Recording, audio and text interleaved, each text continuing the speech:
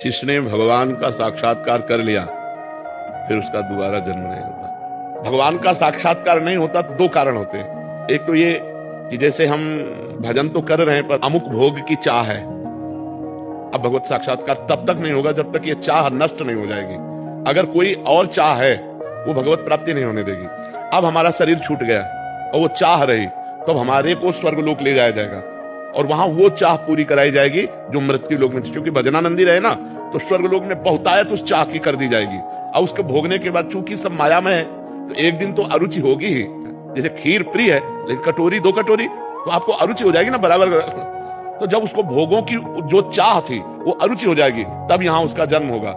फिर वैभव संपन्न घर में जन्म होगा और भक्ति की अनुकूलता होगी और फिर उसका वहीं से भजन चलेगा जहां से भजन रुका हुआ था और वो अपना इस जन्म में भजन पूरा कर लेगा। पहला कारण। दूसरा कारण, हमने भजन शुरू किया हमारी मृत्यु हो गई।